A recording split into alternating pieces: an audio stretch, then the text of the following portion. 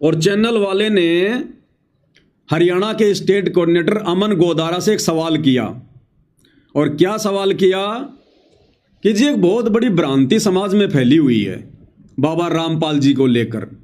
क्या भ्रांति कि ये बाबा रामपाल है ना, यो दूसरों के घर पर भोजन करने के लिए मना करता है कि मेरे भक्तों ने किसी के यहाँ खाना नहीं खाना है, ये नहीं करना, वो नहीं करना। और बिल्कुल सत्य बात है भाई और बहनों, क्योंकि अनुपदेशी व्यक्ति के सिर पर तो 3 लोक का भार है, 3 लोक का भार। वो तो पाप कर्मों में गड़ा हुआ है युगों युगों से। और ऐसे व्यक्ति का यदि हम भोजन खाएंगे तो हम तो उसके पाप में हिस्सेदार बनेंगे, फिर भक्ति क्या खा करेंगे हम। तो अमन गोदारा जी क्या कह रहे हैं? अमन गोदारा कह रहा है कि ना भाई ऐसी कोई बात नहीं है, हमारे गुरु का ऐसा कोई आदेश नहीं है, ये गलत बात है। और देख ये गांव वाले लड्डू ला रे, बर्फी ला रे, जलेबी ला रे, चाय बना बना ला रे, और हम तो पेट भर भर के खा रहे, और हम पेट भर भर के खा रहे हैं भाई, और लावेंगे तो और भी खावेंगे।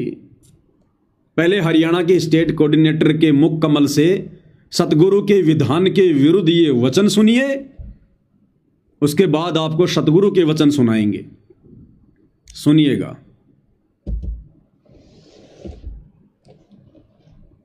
बारे में भ्रांति है समाज में थोड़ी कि खाने पीने को लेके से चाय नहीं पीते आप लोग या कुछ ऐसा। सच्चा है भाई, ये बिल्कुल गलत भ्रांति है। हमारे गुरुजी तो ठोक के कहते हैं, जैसे बहुत सी हमारी रिश्तेदारी भी इसी हैं जो नाम ना ले रही, उड़े भी खावा पीवा हाँ आड़े ये बर्फी चाय देख कितनी आनोली मैंने आप तक कति ठोक कर नहीं कही हो तो भाई चाय आओ चाय पी के जावांगे। ये पहले जैसे गुरुजी के बारे में भ्रांति थी ना, गुरुजी ये नाम देते हैं, वैसे हैं, ऐसे हैं, ये सब गलत अफवाहें हैं, ये बिल्कुल गलत अफवाहें हैं 100 की 100। हमने तो ये आड़े लाडू दे दें, लाडू भी खावा हाँ, ये बर्फी दे दे, बर्फी भी खावा हाँ, ये चाय बिस्कुट दे दे, वे भी खावा हाँ। और आगे बता दिए एक गांव नहीं, ये 200-250 गांव कर दिए, सब में चाय पानी पीवा हाँ। जाट आरक्षण में कितना बड़ा समर्थन दिया था हमने, उड़े भी चाय पानी रोटी सब कुछ खावा थे। ये इस जनता की जो ना जा रहे हमारे पास उनकी सोच है। हमारे गुरुजी का कोई ऐसा आदेश नहीं है। हमारे गुरुजी का एक तय आदेश है भाई, नशा नहीं करना, नशे से मुक्त कराना है। कोई नशा पता ना नशा लिया के देना, ना करना ना कराना, ये तो हमारे नियम हैं। और ये नहीं है तो भाई कोई हलवा बना के ला के दे दो।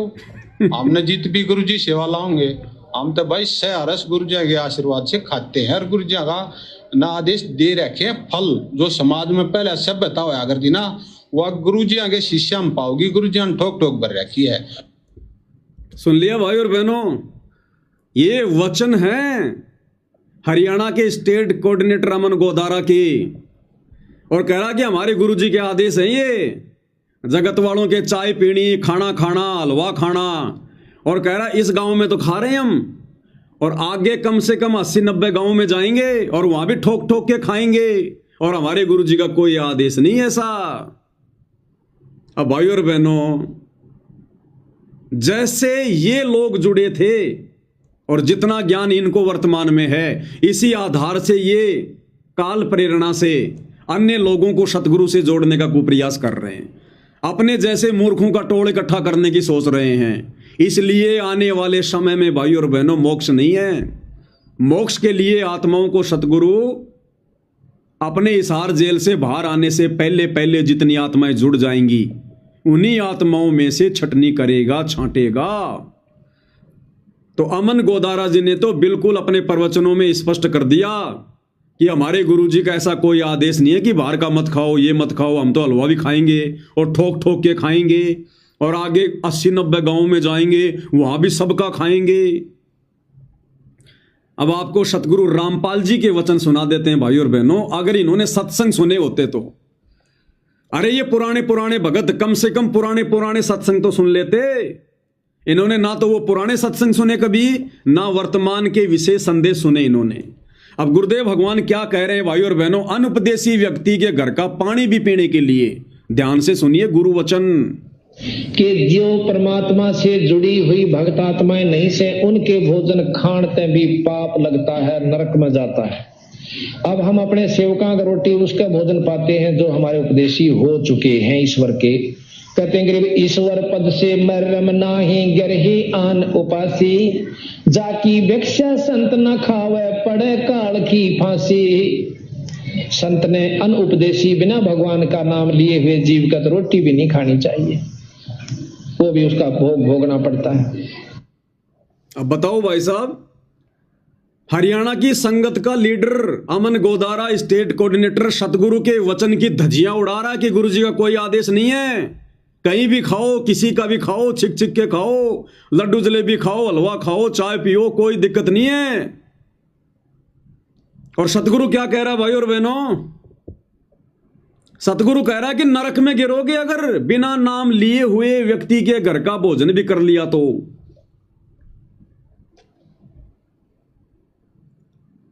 अब बताओ हरियाणा की बाकी संगत का ज्ञान में क्या लेवल होगा? इसलिए कोई विरोध नहीं कर रहा, सबकी आंखें बंद हैं, सबने कान बंद कर रखे। महात्मा गांधी के 3 बंदर बन के बैठी है संगत कि चाहे कोई कितना अज्ञान फैलाओ, कितना पाखंड फैलाओ, हम तो महात्मा गांधी के 3 बंदर हैं। ना अपने मुंह से कुछ बोलेंगे, ना आंखों से देखकर किसी को बताएंगे, ना कानों से सुनकर दूसरों को समझाएंगे। पूरी की पूरी संगत सतलोक आश्रमों से जुड़ी हुई महात्मा गांधी के बंदर वाली चाल पर चल रही है। जब स्टेट कोऑर्डिनेटर के ये वचन है तो बाकी कोऑर्डिनेटरों के क्या होंगे? इस व्यक्ति की संगति कर रहे इन बड़े बड़े भक्तों की, जिनमें ये बलजीत खड़ा है, ये बसंत सैनी खड़ा है साइड में, ये बड़े बड़े भगत खड़े हुए हैं, इनकी क्या स्थिति होगी? और बसंत सैनी का तो क्या व्यवहार है, क्या आचरण आपने देख ही लिया होगा अच्छे से। कैसे जानवरों की तरह ये लोग भक्तों को मारते हैं, पीटते हैं, इनके कोई दया धर्म नहीं है। इसलिए भाई और बहनों, दास इतने वर्षों से भोग रहा है सतगुरु प्रेरणा से। ये सारा का सारा ये काल का झमेला है, काल का झमेला।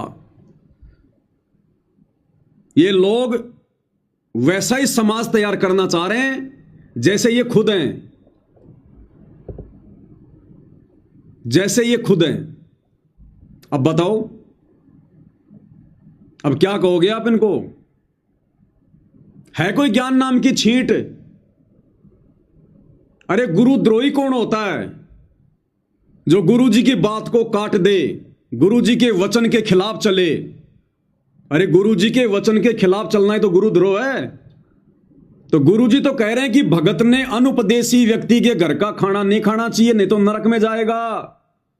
और गुरु जी स्वयं कह रहे हैं कि मैं भी उसी भगत के घर का खाना खाता हूं जो मेरा भगत बन जाता है। और ये भाई साहब गुरु जी की बात को फैल कर रहा है कि नहीं नहीं, हमारे गुरु जी का कोई आदेश नहीं है, ऐसा खाओ पियो, जगत वालों का कोई दिक्कत नहीं है। तो असल में गुरुद्रोही कौन है भाई, जो गुरु जी के वचन की धज्जियां उड़ा रहा है? एक बार फिर से सुन लीजिए पूरा वीडियो भाई और बहनों, समझ में आ जाएगा। अरे में भ्रांति है समाज में थोड़ी कि खाने पीने को लेके से चाय नहीं पीते आप लोग या कुछ ऐसा। सच्चा है भाई, ये बिल्कुल गलत भ्रांति है। हमारे गुरुजी तो ठोक के कहते हैं जैसे बहुत सी हमारी रिश्तेदारी भी इसी हैं जो नाम ना ले रही, उड़े भी खावा पीवा हाँ आड़े ये बर्फी चाय देख कितनी आनोली मैंने आप तक कति ठोक कर नहीं गई तो भाई चाय आओ चाय पी के जावांगे। ये पहले जैसे गुरुजी के बारे में भ्रांति थी ना, गुरुजी ये नाम देते हैं, वैसे हैं, ऐसे हैं, ये सब गलत अफवाहें हैं। ये बिल्कुल गलत अफवाहें हैं, 100 की 100। हमने तो ये आड़े लाडू दे दें, लाडू भी खावा हाँ, ये बर्फी दे दे, बर्फी भी खावा हाँ, ये चाय बिस्कुट दे दे, वे भी खावा हाँ। और आगे बता दिए एक गांव नहीं, ये 2 से 2.5 गांव कर दिए, सब में चाय पानी पीवा हाँ। जाट आरक्षण में कितना बड़ा समर्थन दिया था हमने, उड़े भी चाय पानी रोटी सब कुछ खावा थे। ये इस जनता की जो ना जा रहे हमारे पास उनकी सोच है। हमारे गुरुजी का कोई ऐसा आदेश नहीं है। हमारे गुरुजी का एक तय आदेश है भाई, नशा नहीं करना, नशे से मुक्त कराना है। कोई नशा पता ना, नशा लिया के देना ना, करना ना कराना, ये तो हमारे नियम हैं। और ये नहीं है तो भाई कोई हलवा बना के ला के दे दो, हमने जीत भी गुरुजी सेवा लाओगे, हम तो भाई सहरस गुरुजी के आशीर्वाद से खाते हैं। और गुरुजी का ना आदेश दे रखे हैं, फल जो समाज में पहले सभ्यता होया करती ना, वह गुरु जी आगे शिष्या में पाओगी। गुरु जी ने ठोक ठोक भर रखी है। अब बताओ भाई और बहनों, ये तीनों गुणों का प्रभाव, रजोगुण का प्रभाव, सतोगुण का प्रभाव, तमोगुण का प्रभाव, इनका कैसे समाप्त होगा? कैसे ये लोग मोक्ष के अधिकारी बनेंगे? दुनिया का खा खा के, दुनिया का खा खा के कैसे इन लोगों की आत्मा शुद्ध होगी, निर्मल होगी, पाप रहित होगी, जब ये 24 घंटे दुनिया का खाता फिर रहे हैं? अरे अब ये एक एक दिन में 5-5 गांव में जा रहे हैं, कह रहे हैं हम एक एक दिन में 6-6 गांव में जा रहे हैं और मोटर पाइप दे के आ रहे हैं। तो भक्ति क्या खाक कर रहे हैं भाई और बहनों ये? अरे सुमरन और आरती क्या खाक करते होंगे? सत्संग क्या खाक सुनते होंगे? एक एक दिन में 6-6 गांव में जाना और कहते हैं कल हमने फिर अगले गांव में जाना है, और 200-250 गांव गिना दिए इसने। तो सोचो ये भक्ति क्या खाक कर रहे हैं, सत्संग क्या खाक सुन रहे हैं, आरती मंत्र क्या खाक करते होंगे ये।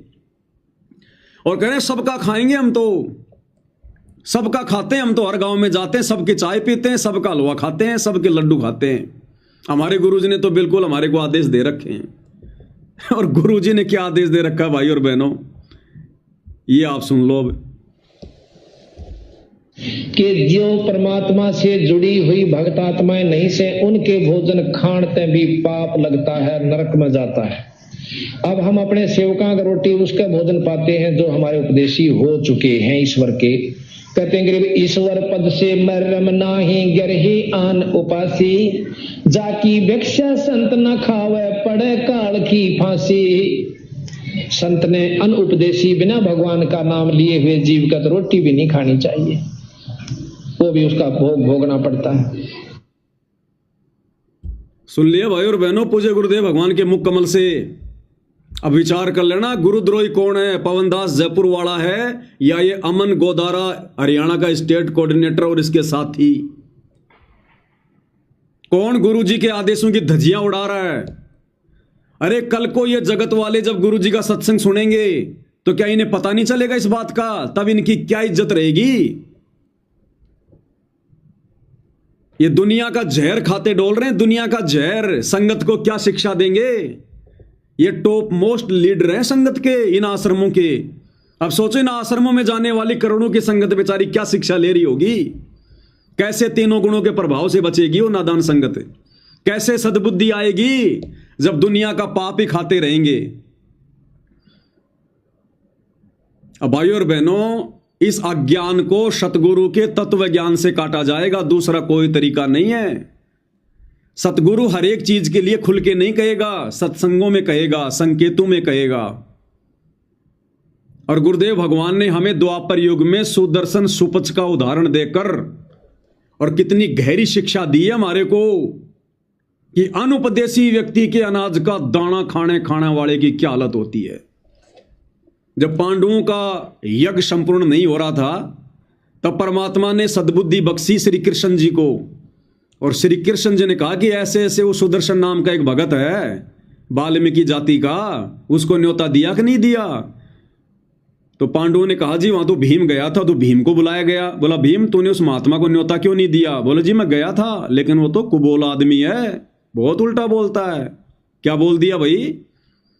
मैंने उसको जाकर कहा कि ऐसे ऐसे मैं पांडवों का भाई हूं, युधिष्ठिर का भाई, हम पांडव हैं, भीम हूं मैं, और ऐसे ऐसे हमने एक अश्वमेघ यज्ञ की है और आप चलो हमारी यज्ञ में। तो उसने तो बहुत ज्यादा कह दिया मुझे। उसने मुझे यह कहा कि तुम्हारी यज्ञ में, तुम्हारे भंडारे में भोजन खाकर मुझे नरक में नहीं जाना। अरे तुम्हारे ऊपर तो हत्याओं का पाप है। महाभारत में तुमने करोड़ों लोग मरवा दिए, करोड़ों बहनें विधवा हो गई, बच्चे अनाथ हो गए। तुम्हारा भोजन खाकर मैंने नरक में नहीं सड़ना। तो बोला फिर तूने क्या कहा? बोला मैं तो आप लोगों की वजह से चुप रहा, नहीं तो मैं उसकी थोबड़ी तोड़ देता, थोबड़ी। उसके बाद में खुद गए श्री कृष्ण जी पांचों पांडवों को लेकर, और उधर से सुदर्शन के गुरुजी जो द्वापर युग में कबीर परमात्मा सतगुरु रामपाल जी करुणामय ऋषि के नाम से आए हुए थे, जब उनके गुरुजी आए उधर से, क्योंकि परमात्मा का वचन था पांडवों की यज्ञ सफल करनी थी, तो परमात्मा आ गए उधर से तो सुपच ने सारी बात अपने गुरुजी को बताई कि गुरुजी ऐसे ऐसे वो युधिष्ठिर का भाई आया था भीम, और ऐसे ऐसे मेरे को तो वो भंडारे के लिए आमंत्रित कर रहे थे। तो गुरुजी मैंने तो उनको साफ साफ कह दिया कि नालायको, तुम्हारे भंडारे में भोजन खाकर मैंने नरक में थोड़ी जाना है, मैं तो थोड़ी बहुत भक्ति करता हूं और वो मेरा सत्यानाश हो जाएगा। और गुरुजी मैंने तो साफ साफ बोल दिया कि भाग जा यहां से। तो सुदर्शन सुपच ने कहा कि बेटा तूने बहुत अच्छा किया, बेटा तूने बहुत अच्छा किया जो तूने सच बोल दिया। भगत ने तो सच ही बोलना चाहिए।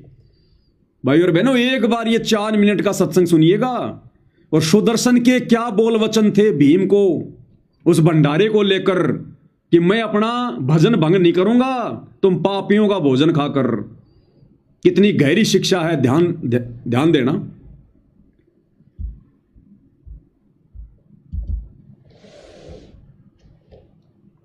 तो सुदर्शन जी के पास जब वो पहुंचा भीम, उसने निमंत्रण देते हुए कहा कि हे महात्मा, हे भगत जी, मैं राजा युधिष्ठिर जी का भाई हूं, मेरा भीम नाम है, मैं आपको निमंत्रण देने आया हूं, आप हमारी यज्ञ में आइएगा, हमने एक यज्ञ करनी है। तो सुदर्शन जी तो परमात्मा के ज्ञान से परिचित थे। उसने कहा, अरे भीम, ए भीमसेन, तुम तो भाई ऐसे घोर नरक में डाले जाओगे, आपके लिए तो अलग बनाना पड़ेगा भगवान ने, और तुम्हारे अन्न को खा के मैं नरक ना जाऊं। तुमने तो इतना जुल्म कर रखा है, करोड़ों बहन विधवा होगी, उनकी आंसू नहीं सूखी है, बच्चे बिलख रहे हैं, माँ से पूछ रहे हैं हमारा पिता कहाँ है, माँ कह रही है बेटा फौज में गया है, छुट्टी नहीं मिली है, और अंत में रो रो के बताना पड़ रहा है, फिर सारा परिवार रो रहा है और तुम मौज मार रहे हो, तुम सुख की इंतजार करते हो, तुम्हारा तो बुरा हाल होगा, और कौन खावा तुम्हारी रोटी, वो भी नरक में जाएगा, तुमसे तो कसाई भी अच्छा, कसाई भी। और जा यहाँ से भाग, चल अपना काम कर। अब भीम को बड़ा गुस्सा आया, लेकिन थोड़ा थोड़ा अंदर से रोक रखा था कि कहीं पर भगवान श्री कृष्ण और भाई गुस्सा ना हो जाए। फिर सुदर्शन जी ने कहा कि ये थी मुझे ले चलना चाहते हो, जैसी यज्ञ तुम करने जा रहे हो ऐसी ऐसी 100 यज्ञ का फल मुझे दो पहले, ताकि मेरे कुछ पुण्य बने, जब तुम्हारे रोटी खाऊं ऐसी ऐसी 100 यज्ञ का पुण्य मुझे संकल्प करो, जब तुम्हारे टूक तोड़ूंगा मैं। इतना सुदर्शन ने क्या कहा कि जो तुम यज्ञ कर रहे हो ना, ऐसी ऐसी 100 यज्ञ का फल पहले मेरे को संकल्प कर दे, ऐसी ऐसी 100 यज्ञों का फल मुझे दे दे, तब मैं तुम्हारा टूक तोड़ूंगा, नहीं तो मैं अपनी भक्ति बर्बाद नहीं करूंगा। अब भाई और बहनों, वो तो द्वापर की बातें थी, वो द्वापर का समय कलयुग की बिचली पीढ़ी नहीं थी, मोक्ष का समय नहीं था। आप और हमने इस प्रकार की शर्त भी नहीं रखनी है, हमने किसी का खारा पानी अपने मीठे पानी में नहीं डलवाना। कहीं कोई भंडारे का न्योता देने आ जाए, तुम कहो जी ऐसे ऐसे 100 भंडारे का फल मुझे दे दो, ये गलती भूल के मत करना।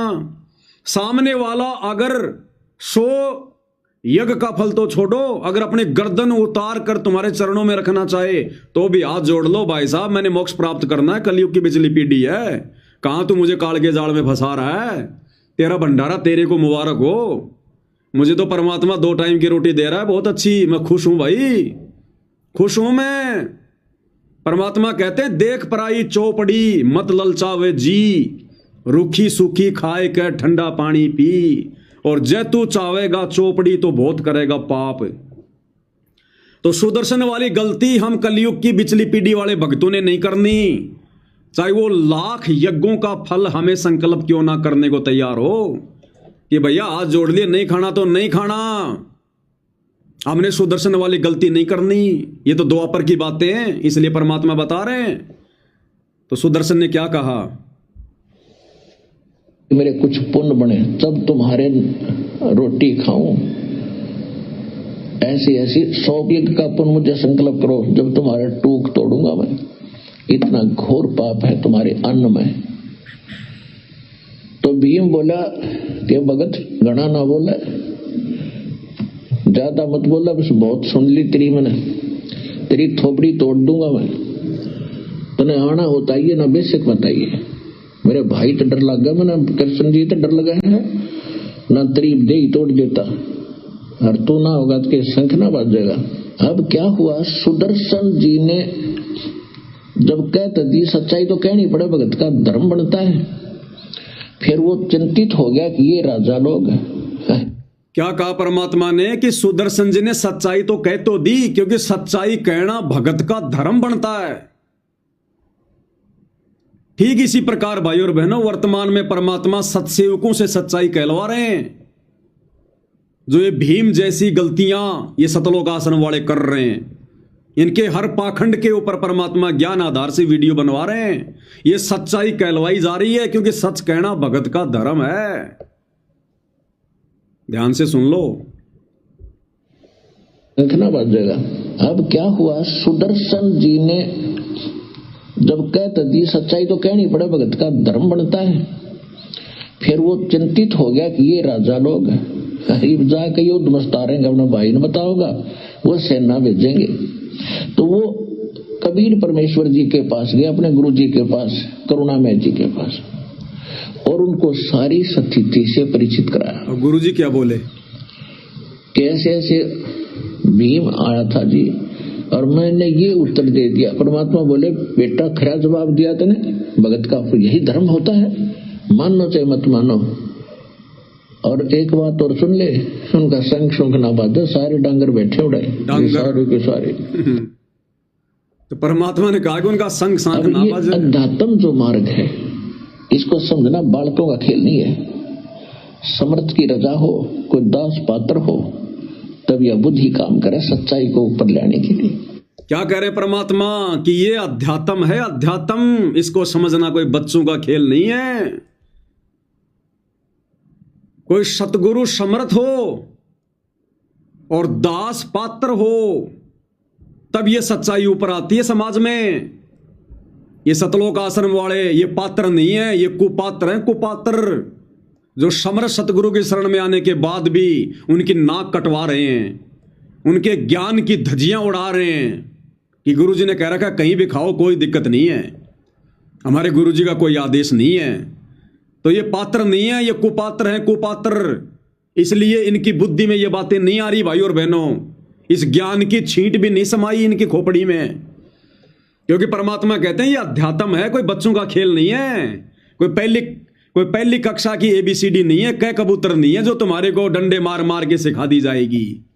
ये अध्यात्म है, मजबूत भक्ति संस्कार जब तक नहीं होंगे जीव के, तब तक ये बातें समझ में नहीं आएंगी। तो कहते हैं कोई सतगुरु समर्थ हो, तो समर्थ तो सतगुरु मिल गए हमें, उसके बाद दास पात्र हो, यानी भगत भी योग्य होना चाहिए, तब ये सच्चाई समाज में ऊपर आती है। अन्यथा इन आश्रम वालों ने देखो कैसे बिगाड़ा कर दिया भक्ति मार्ग का, सारी मर्यादा तोड़वा दी सतगुरु की। सतगुरु को बरवाला कांड करवा के जेल में बैठवा दिया। पहले तो बरवाला कांड करवा के सतगुरु को हिसार जेल में बैठाकर दुनिया में उनकी नाक कटवा दी, उनकी बेइज्जती करवा दी। 11 साल जेल भोगने के बाद सतगुरु की तरफ से हाई कोर्ट में याचिका लगाकर जज से और कोर्ट से सतगुरु से माफी मंगवा दी कि भाई मेरी गलती थी बरवाला कांड में। दोबारा से सतगुरु की बेइज्जती करवाई, और अब ये 12 तारीख को सतगुरु को इज्जत दिलवा रहे हैं, सतगुरु को सम्मानित करवा रहे हैं गांव वालों से। अरे क्या ड्रामा चल रहा भाई, खुद ही बेइज्जती करवाते हो और खुद ही फिर इज्जत के ठेकेदार बन रहे हो। तो भाई और बहनों, ये लोग पात्र नहीं है, ये कुपात्र है, कुपात्र। तो क्या कह रहे हैं परमात्मा, भक्ति मार्ग का उत्थान कब होता है, कैसे होता है? सतगुरु कोई समर्थ हो और दास पात्र हो, तब ये सच्चाई ऊपर आती है। सारे अब ये अध्यात्म जो मार्ग है, इसको समझना बालकों का खेल नहीं है। समर्थ की रजा हो, कोई दास पात्र हो, तब यह बुद्धि काम करे सच्चाई को ऊपर लाने के लिए, तब ये बुद्धि काम करे सच्चाई को ऊपर लाने की। इसलिए भाई और बहनों, ये सात संगति के माध्यम से जो सतगुरु के जो पात्र भगत हैं, अब इस आधार से ये सतगुरु के ज्ञान को ऊपर उठाया जा रहा है समाज में। आज भले हमारी कोई वजूद नहीं है, कोई औकात नहीं है, कोई हैसियत नहीं है हमारी। इन आश्रम वालों के सामने हम लोग मक्खी मच्छर के जैसे हैं। लेकिन आने वाले समय में सतगुरु के वचन और इन्हीं सत्सेवक भाई बहनों के वीडियो देश दुनिया के हर टीवी चैनल पे चलेंगे, हर टीवी चैनल पे। और जब तक इस प्रकार से हम भगत नहीं बनेंगे, जैसा भगत सतगुरु ने हम सतसेवकों को बनाया है, जिस आधार से भक्ति मार्ग पर हम सतसेवक चल रहे हैं, इस प्रकार से यदि कोई भगत नहीं चलेगा, भक्ति नहीं करेगा, लाख जन्म भी मोक्ष का अधिकारी नहीं होगा, सतगुरु का पात्र नहीं होगा, वो सुपात्र नहीं कहलाएगा। तो क्या कहा सुदर्शन जी ने भीम को कि तुम्हारा भोजन खाकर मुझे नरक में नहीं जाना, तुम लोगों ने तो इतने पाप कर रखे हैं, तुम्हारे लिए तो नरक भी अलग से बनाना पड़ेगा, अलग से। अब भाई और बहनों विचार करो, पांडव क्या थे? राजा। राजा लोगों के क्या काम होते हैं? लड़ाई झगड़े, मारकाट, युद्ध करना, सैनिकों को मरवाना। और इसीलिए सुदर्शन जी ने कहा था कि तुमने तो महाभारत के युद्ध में करोड़ों मरवा रखे हैं, तुम्हारे ऊपर तो पाप कर्मों की गिनती नहीं है। औरतें विधवा हो गई, रो रही हैं, बच्चे रो रहे हैं। इन पाप कर्मों को मैं क्यों खाऊं भाई? मैं क्यों पाप का भागी बनूं? मैं तो भगत आदमी हूं, मैं अपना भजन क्यों नष्ट करूं?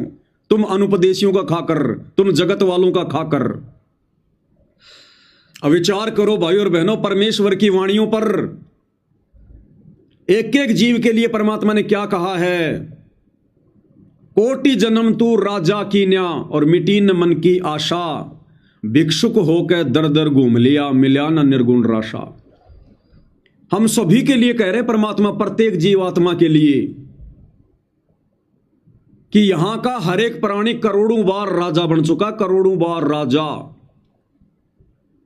अब ये हरियाणा का स्टेट कोऑर्डिनेटर अपनी टीम लेकर जो गांव गांव जाकर लोगों के यहां भंडारे कर रहा, लड्डू जलेबी खा रहा, हलवा खा रहा, चाय पी रहा है अनुपदेशियों की, ये आत्माएं भी तो करोड़ों बार राजाओं के जन्म प्राप्त कर चुकी हैं।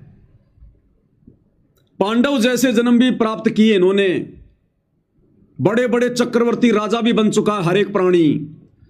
अरे जब मार्कंडेय ऋषि उस चींटियों के बिल को देख रहा था, इंद्र आ गया और इंद्र ने कहा कि महाराज इतने गौर से क्या देख रहे हो चींटियों को? तो मार्कंडेय ने कहा कि मैं इंद्र में ये देख रहा हूं कि इनमें से कौन कौन सी चींटी कितनी बार इंद्र की पदवी पर रह चुकी है, देवताओं का राजा रह चुकी है। इंद्र के तो होश उड़ गए कि भगवान, चींटी और इंद्र का शासन, क्योंकि उनको तत्व ज्ञान तो है ही नहीं उनको। तो मार्कंडेय ने कहा कि इंद्र, इनमें से ये जो तेरे को लाखों चींटियां दिखाई दे रही है ना, इनमें से एक चींटी ऐसी है जो केवल एक बार ही देवताओं के राजा इंद्र की पदवी को प्राप्त कर चुकी है। बाकी चींटियां तो सैकड़ों सैकड़ों बार, हजारों हजारों बार इंद्र की पदवियां प्राप्त कर चुकी है। इंद्र के पसीने आगे भाग गया वहां से। तो इसी प्रकार भाई और बहनों, ये सतलोक आश्रम वाले गांव गांव जाकर काल प्रेरणा से जो अपने सिर पर भार चढ़ा रहे हैं ना, अनुपदेशियों का लड्डू जलेबी बर्फी चाय हलवा खा रहे हैं ये मस्त होकर, ये भाई बहन भी करोड़ों बार राजाओं के जन्म प्राप्त कर चुके हैं। और राजा लोग वैसा ही करते हैं जैसा भीम ने किया, युधिष्ठिर ने किया महाभारत के युद्ध में। और वो पाप कर्म संचित कर्मों के रूप में काल उस आत्मा के जमा रखता अपने पास, यानी ढेर लग रहा उनके। तो इन गांव वालों के जा जाके जो ये खा रहे हैं, पी रहे हैं, ये भी तो करोड़ों बार राजा रह चुके हैं। इनके वो राजाओं वाले पाप कर्म, युद्ध, आक्रमण, हैं, लोगों को मरवाना, वो पाप कर्म भी तो काल के पास में जमा है संचित रूप में। तो भाई और बहनों, हम सुदर्शन जैसी गलती क्यों करें? अरे जैसी समझदारी सुदर्शन ने दिखाई वैसी इन भक्तों ने दिखानी चाहिए। फिर सत्संग किस लिए सुनाए गुरुजी ने? शिक्षा के लिए कि अगर तुम्हारे सामने कभी ऐसी स्थिति आ जाए तो पुण्यात्माओं, तुमने सत्संगों को आधार बनाकर बचना है। सतगुरु हर जगह तुम्हारा हाथ पकड़ के नहीं बचाएगा। यह ज्ञान इसीलिए दिया जाता है कि ज्ञान को अपना हथियार बनाओ। बजरबान की बोऊं बाड़ी और सतगुरु के भगत जीत है राड़ी। अब बताओ, ये गांव वाले कितनी बार, करोड़ों बार राजा रह चुके हैं पांडवों जैसे। कितने युद्ध किए होंगे, कितने कुकर्म तारे होंगे, कितनी बार ये लोग पूर्व जन्मों में ये कसाई रह चुके हैं, कितने जानवरों को मार चुके हैं, काट चुके हैं, कितने पाप कर्म इन गांव वालों के ऊपर हैं, अनुपदेशियों के ऊपर। और ये बड़े बड़े सेवादार खुश होकर वहां जा जाकर चाय पी रहे हैं, लड्डू खा रहे हैं, उनका पाप खा रहे हैं। कैसे इनके 3 गुणों का असर कम होगा? ये तो रजोगुण में सड़ रहे हैं, तमोगुण में सड़ रहे हैं, शतोगुण में सड़ रहे हैं, कैसे ही मोक्ष के अधिकारी बनेंगे भाई और बहनों। शुक्र मनाओ भाई और बहनों, जो काल इनकी बुद्धि पर बैठकर इनसे बड़ी बड़ी गलतियां करवा रहा है।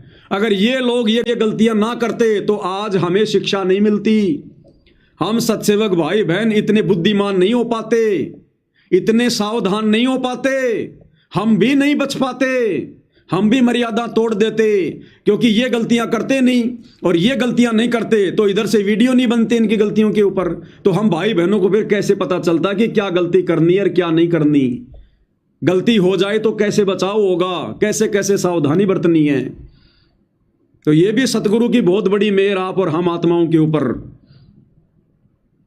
कि काल प्रेरणा से ये आत्माएं जो गलतियों पर गलतियां करती जा रही हैं, नित्य इनकी गलतियों से वीडियो बनवा बनवा कर सतगुरु अपने सत्सेवक बच्चों तक संदेशे पहुंचा रहे हैं कि जो गलतियां इन लोगों ने की है, जो कर रहे हैं, तुम शौपन में भी करने की कोशिश मत करना।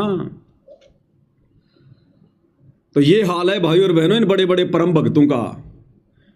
इसलिए दास कह रहा कि आने वाले समय में तो पूरा विश्व सतगुरु की शरण में आएगा, निसंदेह आएगा, दूसरा कोई चारा नहीं है।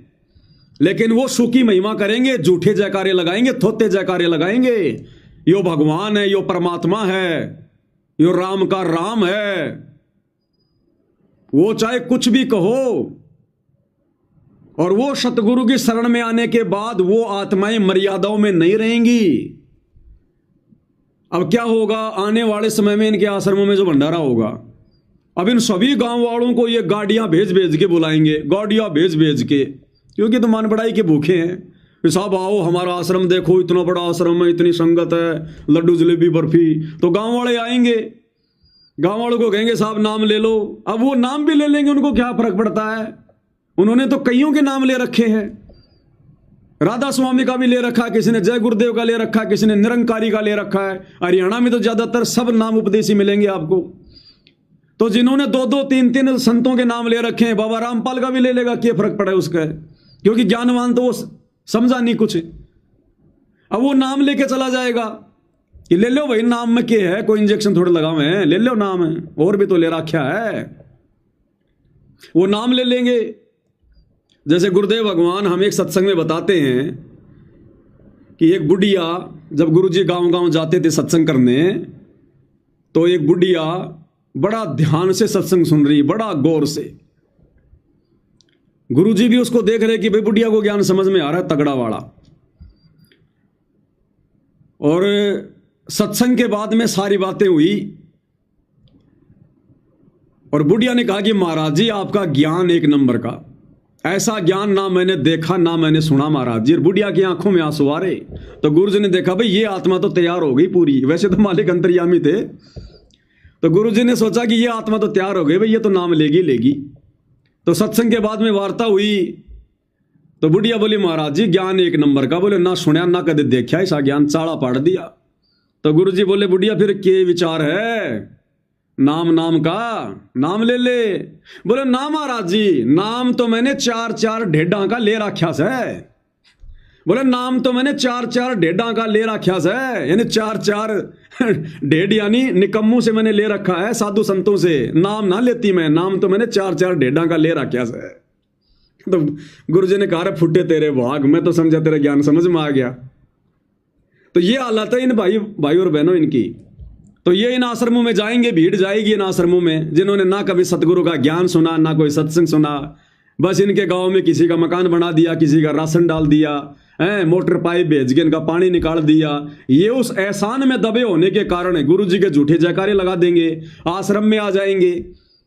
अगर 250-300 लोग आएंगे, उनमें 10, 20, 50 नाम भी लेकर चले जाएंगे। अब नाम लेने के बाद वो क्या करेंगे भाई और बहनों, जाते हो तो वही सारे काम करेंगे अपने। ऐसे फिर सतगुरु के ज्ञान की मिट्टी पलीत होती है।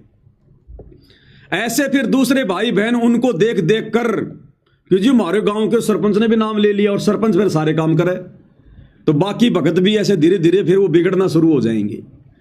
इसलिए भाई और बहनों अब ये टोल के टोल आएंगे, क्योंकि सतगुरु की वचन है, सतगुरु की वाणी है, भविष्यवाणियां हैं कि पूरा विश्व उनका नाम लेगा।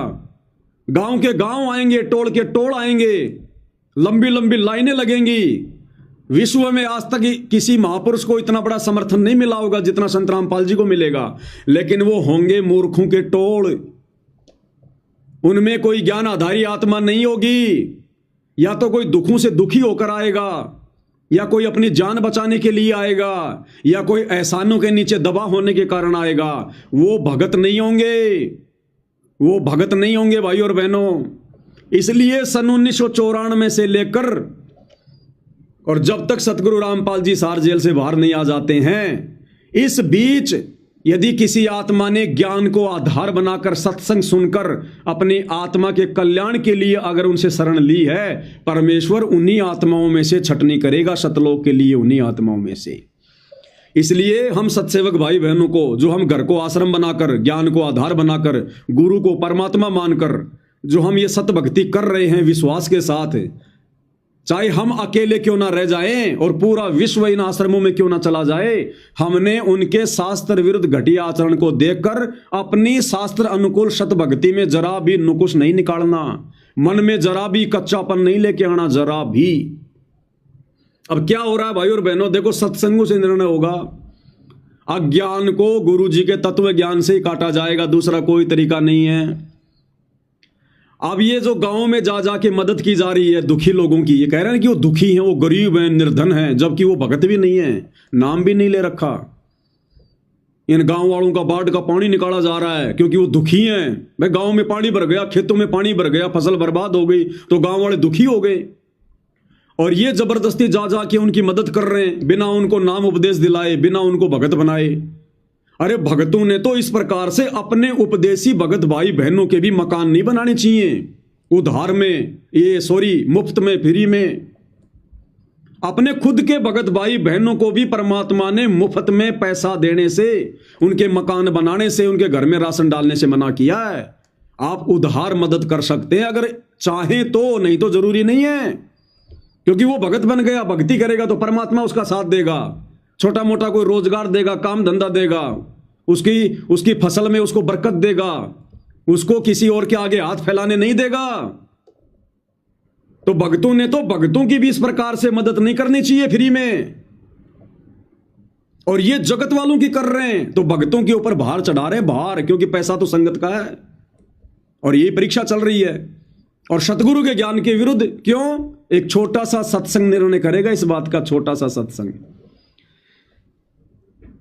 गुरुदेव भगवान इस सत्संग में क्या कह रहे हैं भाई और बहनों, ध्यान से सुनना, एक एक चीज बहुत महत्वपूर्ण है, बहुत महत्वपूर्ण। बार इस सत्संग में गुरुदेव भगवान क्या कह रहे हैं कि भाई दुख में सुमरण सब करे, दुख में सुमरण सब करे, यानी जब आपत्ति आती है तो सब लोग राम को भजते हैं, हे भगवान तू कहां है। और सुख में करे ना कोई, और जब सुख के दिन होते हैं तब खेलें ताश, पीवे उक्के, तब कोई संत को याद नहीं करता, कोई भगवान को याद नहीं करता। तो कहते हैं दुख में सुमरण सब करे और सुख में करे ना कोई, और जय कोई सुख में सुमरण करे तो भाई दुख काहे को होई। फिर दूसरी वाणी में परमात्मा कहते हैं कि सुख में सुमरण किया नहीं, जब अच्छे दिन थे तब तो तूने भगवान को भजा नहीं, और अब दुख में करते याद और आपत्ति आई तो तुझे भगवान याद आ गया। कहे कबीर उस भगत की फिर कौन सुने फरियाद। परमात्मा कहते हैं ऐसे व्यक्ति की फिर भगवान बहुत देरी से सुनवाई करता है, बहुत लेट सुनवाई करता है। जो व्यक्ति दुख में सतगुरु की शरण में आता है उस व्यक्ति की सतगुरु बहुत देरी से सुनवाई करता है, लेट। और कब करेगा वो भी, जब वो उसकी शरण में आ जाएगा। एक बार सत्संग सुनिए भाई और बहनों, फिर आपकी आंखों के सामने बिल्कुल क्लियर हो जाएगा ये आश्रम वाले भाई बहन कितनी मंद बुद्धिता दिखा रहे हैं काल प्रेरणा के चलते। ध्यान से सुनिएगा। और जब हम बार बार प्रार्थना करने पर परमात्मा की शरण ग्रहण नहीं करते हैं फिर आपत्ति आती है, और जब हम बार बार प्रार्थना करने पर भी परमात्मा की शरण ग्रहण नहीं करते हैं जब हम बार बार प्रार्थना करने पर भी परमात्मा की शरण ग्रहण नहीं करते हैं फिर आपत्ति आती है, और फिर हम भगवान की तरफ चलते हैं तो उसकी सुनाई थोड़ी देर से होती है।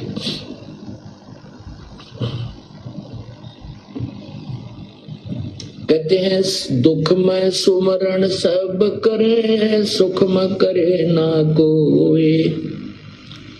और जय सुख में सुमरण करे तो दुख काहे को होए।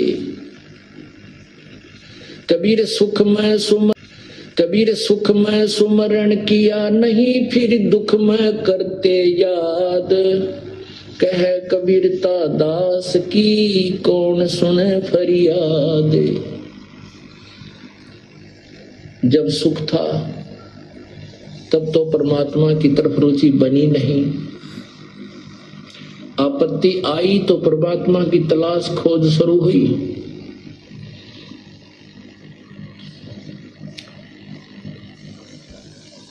इसमें दो प्रकार के प्राणी होते हैं। जैसे ध्यान से सुनना, हमारे भक्तजन जो परमात्मा की शरण में आ चुके हैं, वो अपने भाई को, बहन को, बेटे को, बेटी को, पत्नी को, पति को, पिता को, पुत्र को, माता को, रिश्तेदारों को, मित्र दोस्तों को, सभी को कहते हैं कि आप सत्संग में आओ और पूर्ण परमात्मा की भक्ति करो। उनसे बार बार प्रार्थना की जाती है। जो पुण्यात्मा हैं वो आ जाते हैं, जो नहीं आते हैं तो बाद में फिर उनके ऊपर आपत्ति आती है, भयंकर आपत्ति आ जाती है। कोई रोग आ जाता है या कोई और मानसिक परेशानी, कोई व्यवसाय में घाटा। फिर वो कहते हैं अब हमें ले चलो, फिर सुनवाई नहीं होगी, लेट होगी। तो फिर उनकी सुनाई बहुत देर से होती है, बहुत देर से।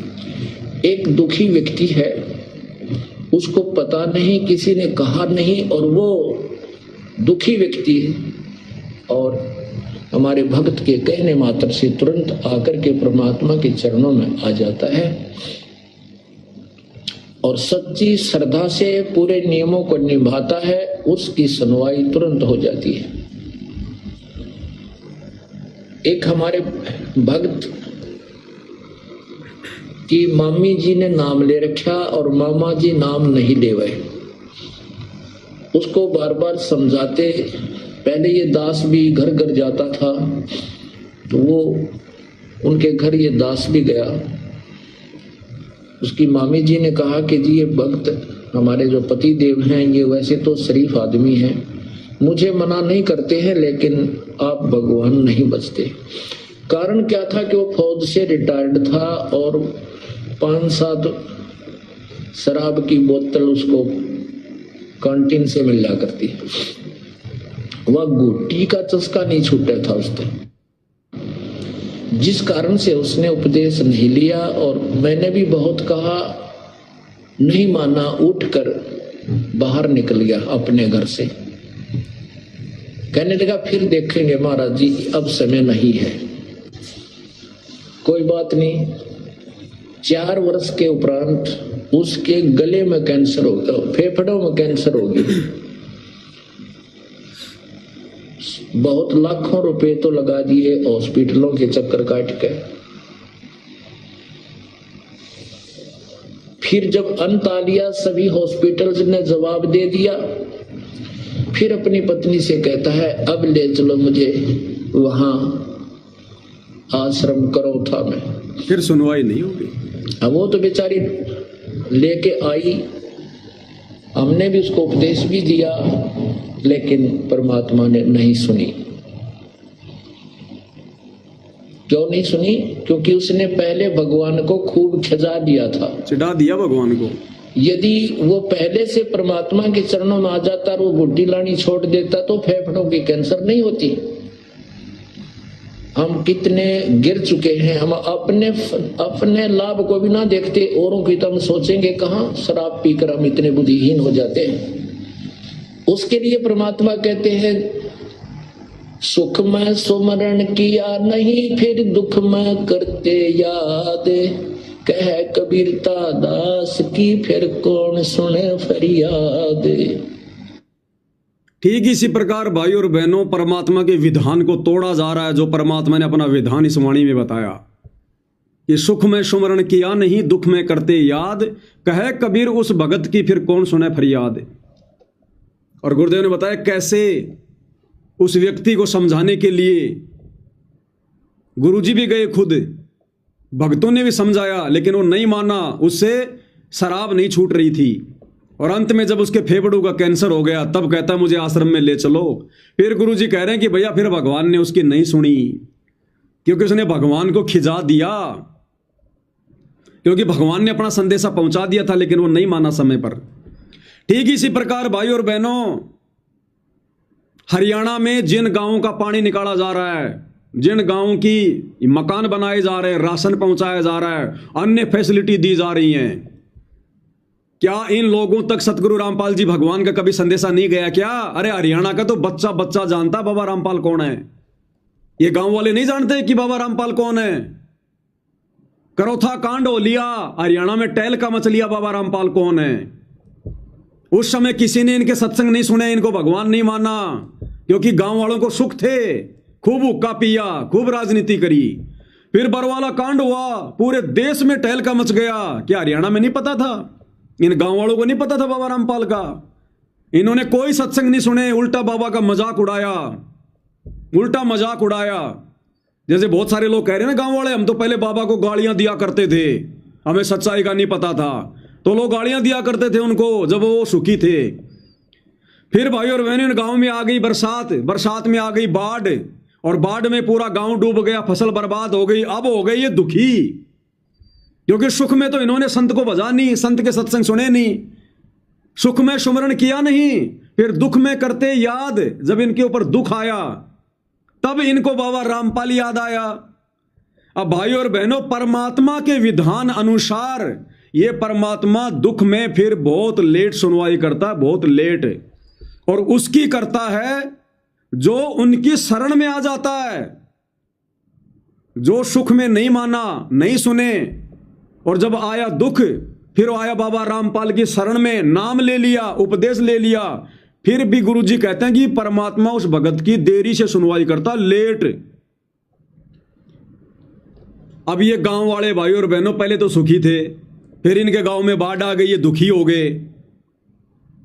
अब इन्होंने तो नाम भी नहीं लिया, गांव वालों ने तो, ये तो भगत भी नहीं है, और इनकी तो 1 घंटे में सुनवाई हो रही है, 1 घंटे में। तो ये सुनवाई परमात्मा नहीं कर रहा, भगवान अपने सत्संग रूपी विधान को नहीं तोड़ेगा। ऐसे लोगों की तो परमात्मा बहुत देरी से सुनवाई करता है, वो भी जब उनके भगत बन जाएंगे। तो ये गांव वाले तो गुरुजी के भगत भी नहीं है, और ये शतलोक आश्रम वाले तो इनकी सेकंडों में मदद कर रहे हैं, 1 घंटे में आदेश ले रहे हैं, आ गया गुरुजी का आदेश, भेज दो मोटर, निकाल दो पानी। जबकि गुरुजी सत्संग में क्या कह रहे हैं कि सुख में सुमरण किया नहीं दुख में करते याद, कहे कबीर उस भगत की फिर कौन सुने फरियाद। भगत की भी देरी से सुनवाई होगी, जबकि ये तो भगत भी नहीं है, और इनकी तो भगतों से भी जल्दी सुनवाई हो रही है। तो ये सुनवाई कौन कर रहा है? हिसार जेल में बैठा बाबा रामपाल नहीं कर रहा, क्योंकि बाबा रामपाल अपने वचन का पक्का है, अपने सत्संगों को नहीं तोड़ेगा, अपने सत्संगों के विरुद्ध कार्य नहीं करेगा बाबा रामपाल। ये कौन कर रहा है जबरदस्ती? काल प्रेरणा से सतलोक आश्रम वाले कर रहे हैं, संगत के दान धर्म का दुरुपयोग कर रहे हैं, संगत के कर्म फुड़वाने के लिए। अन्यथा बाबा रामपाल का विधान क्या है, सत्संग में आपने सुन लिया होगा। वो दारू पीने वाला व्यक्ति भी लास्ट में जब दुखी हो गया, कैंसर हो गया, तब आया आश्रम में करोथा में कि मुझे आपके गुरुजी से नाम दिलवा दो। और गुरुजी कह रहे हमने उसको नाम भी दे दिया, लेकिन फिर भी परमात्मा ने उसकी नहीं सुनी, क्योंकि वो समय रहते नहीं आया शरण में। तो क्या इन हरियाणा के गांव वालों को नहीं पता था? अरे जिनके मकान बनाए जा रहे हैं, कहते वो गरीब हैं, निर्धन हैं, क्या उनको नहीं पता था बाबा रामपाल का? अरे वो तो भगत भी नहीं बने, और ना उन्होंने तुम्हारे आगे हाथ फैलाए, तुम्ही लोगों ने जबरदस्ती जा जाके उनको ढूंढ ढूंढ के मकान बनाए।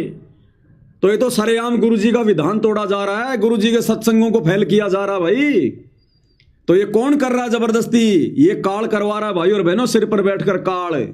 क्योंकि संगत ने इन सतलोक आश्रम वाले कुपात्रों को जम के दान धर्म दे दिया, जमकर। और भाई कुपात्रों को पैसा दोगे तो गुरुजी ने कह रखा है कि कुपात्र तो उसका दुरुपयोग करेगा। तो ऐसे काल संगत में आश्रम वालों के भी कर्म फुड़वा रहा है, और इस नादान संगत के भी क्रम फुड़वा रहा है। जो संगत इन कुपात्रों को गुरु के ज्ञान विरुद्ध होकर ज्योति पाठ और दान का पैसा दे रही है। अब भाइयों और बहनों, आपको वो न्यूज दिखाता हूं जिस न्यूज को दिखाने के लिए दास आज लाइव आया है। अभी तक तो परमात्मा कहते हैं ना कि एक भूमिका सी बनाइए, भूमिका सी, ताकि आपको समझ में आए कि असली माजरा क्या है। अब आपको भाइयों और बहनों